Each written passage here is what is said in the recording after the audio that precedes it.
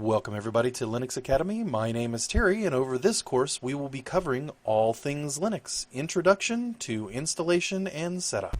So now it's time to get our hands dirty. What we've talked about up to this point is what is the history of Linux, what are Linux distributions, what's the difference between a server and a desktop.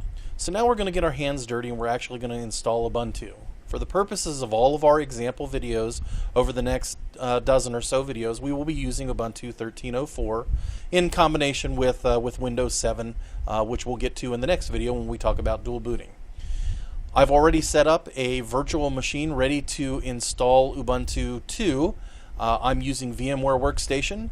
I already own a license for it. I tend to prefer its virtualization to VirtualBox, which is available from Oracle at virtualbox.org. Although VirtualBox is completely free, VMware Workstation has a relatively hefty license fee of about $200 to it.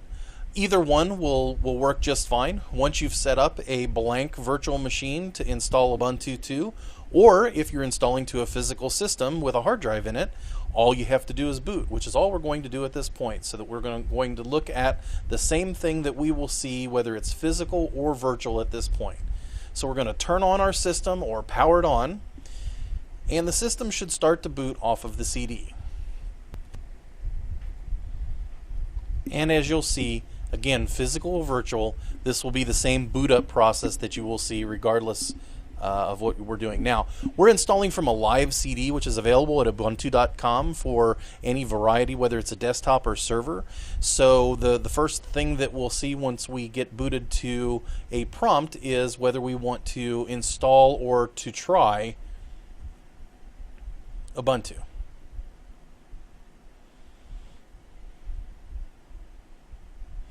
And in this case, let's go ahead and try Ubuntu, because we can get to the installation directly from the try. So we're going to go ahead and pause this in case it takes a couple of minutes to get to the desktop. And here we go, we're back. So this is at a very low resolution, which without any virtual machine tools installed, let's see if we can make some adjustments here. Let's look for settings. Here's system settings, and check out displays, and let's just make this 1280 by 1024 so that we can get a better, easier to read display. So we're going to keep this configuration. So this is what Ubuntu looks like. Whether we install it or whether we're running it off the live CD, we can take a look at what's installed in the system. But what we're interested in doing is we're interested in getting it installed to our desktop. So all we're going to do is click Install Ubuntu 13.04, and it'll bring up its install routine. Now, this is the same routine that we would have seen had we, instead of chosen to try Ubuntu without installing, we would have chosen installation. We would see this. We're not going to change anything here. We will go ahead and do everything the way it would do if it was done automatically. We're going to download all of our updates because we're already on the internet, and we'll install third-party software. Third-party software is non-free software, like software that's required for playing MP3s or certain video codecs that isn't open source, that they can't distribute with the operating system and still make Ubuntu open source friendly and open source reliant, meaning it meets the terms of its license agreements. And we'll go ahead and continue. We're erasing the disk and installing Ubuntu. There's nothing on our disk. We could completely customize it exactly the way we want if we want to, but in this case we're assuming that our physical or virtual system is completely, we'll leave it at Chicago. And US keyboards. All we're doing here is clicking continue. We haven't had to change anything. So let's say our username is test user. Test virtual machine is fine. Username test. Password something very complex. Require my password. You can also encrypt your home folder. If you don't know what any of those things are, you can skip past it. and through the magic of video editing, we're going to go ahead and pause, and we'll be right back once the installation is complete. Checking in on an installation about a minute and a half later. We're retrieving updated files. The initial installation is complete. We're retrieving updates from the internet, and we're completing our installation.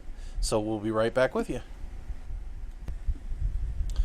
Okay, so as you'll see here, our installation is finished, and we can either continue testing off of the live CD that we've booted off of, or we can go ahead and restart our system. We're going to go ahead and restart now so that our full installation will boot up.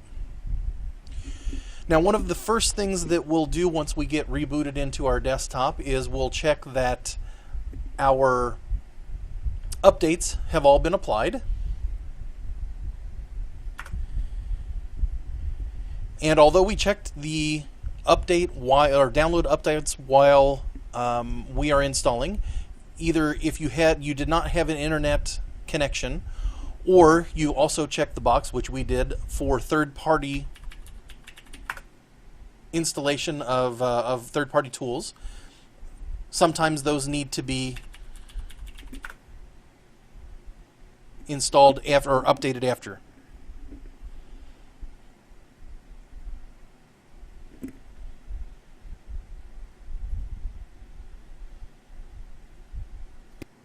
And now we're at our full desktop. So let's go ahead and change our resolution now permanently, since we are booted into our full system. We'll do it just like we did before, System Settings and Displays. We're going to go ahead and set it at 1280 by 1024, just like we did before. And Apply, and keep the configuration. Now, as you'll see, it looks exactly the same as it did before, only we were booted into a live CD that is called non-persistent. When you're booted into a live CD, although you can use it, you can even browse, anything that you do to change the system is what they call non-persistent. So when you reboot, all of those changes would have been gone. As you'll see, the software updater tells us that we have 152 megabytes worth of downloads to update our system. So we'll go ahead and update our system now. That's all there is to installing Ubuntu Linux on a dedicated physical or virtual machine.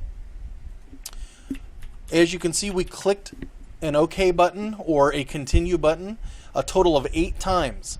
6 times we simply clicked OK or continue to accept the defaults, and 2 times we clicked a box that said, hey, go ahead and give me any updates that need to be installed that you can grab from the internet, and pull down any third-party software for video or audio codecs that don't get distributed with the distribution. So that's all for the initial installation video. My name is Terry for Linux Academy, brought to you by Pinehead TV.